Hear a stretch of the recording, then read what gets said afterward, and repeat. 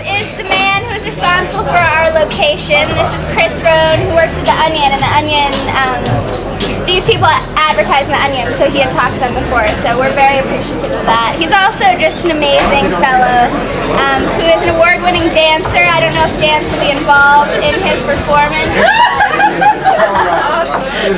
And he's just like an awesome.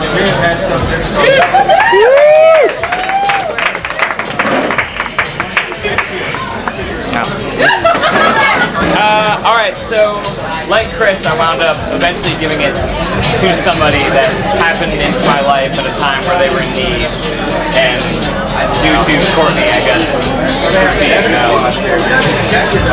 serendipity, embodied, here for the past month, that's who I gave it to. I'll tell that story in a second, but what I originally set out to do was something a little more grandiose, something very idealistic, something like we were all struggling with this idea of change and how we can really bring about some true measurable change with $100.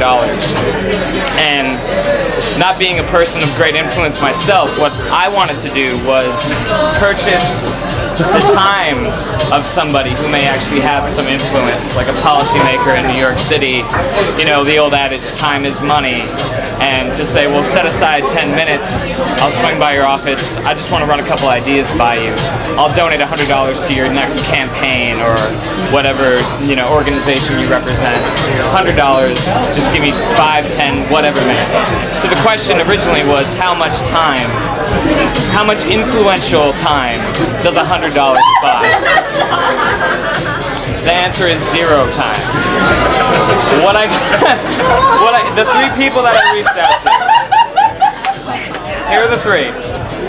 Christine Quinn, who is the speaker, city council speaker, basically controls the entire budget for New York City. I shot high, thinking that if I pulled it off, it'd be pretty great. I got an email back from one of the clerks in her office saying that I could direct all my questions and concerns to the email address that he had emailed me from, which means it's just going to go straight to him and then it was going to get jumped. Daniel Doktorov? You guys familiar with this guy? Yeah. Deputy Mayor? Deputy Mayor, right. Yeah. The Olympic guy. The big Olympic guy, exactly. And I wanted to sit down with him and talk a little bit about development and affordable housing. And every time I tried to find his contact information, hate websites popped up. The only way to track this guy down is through the people that hate him. So it's like a huge chunk of the internet is devoted to hating this guy. So therefore he's impossible to contact. And then Bertha Lewis. Anybody know who Bertha Lewis is? You know who she is? She's the chairman of Acorn.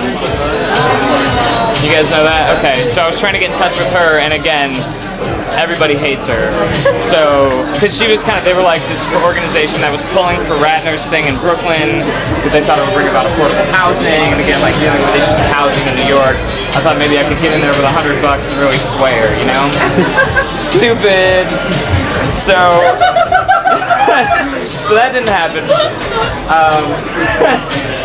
But, you know, I had also met, through my roommate, I met a girl whose sister had recently been incarcerated. It's a very sad story. But she wound up taking on the responsibility of taking care of her children, and she now makes commutes from Lower Manhattan to the Bronx to make food and to make sure diapers are changed and all that. She also has a mysterious growth in her neck and has no health insurance, and there's any number of other things that I can tell you about that are really heartbreaking. But I said, hey, here's a person who could use a $100 tip on the night that she's bartending. So I went in, had a couple drinks, tipped her $100, and I've been ignoring her emails ever since because they're like, I'm giving you this $100 back. I don't care what you say. I'm putting it in an envelope and I'm mailing it back, and I'm just not going to accept it. So she's keeping it. And that's that. And thank you, Courtney. The very sad but poignant part of that story is just how difficult it is to actually get in touch with influential people in the city. But that's awesome. I mean, it's a beautiful And I was dangling it out there. They knew what they, it's like, hey, $100. Right here. Easy money.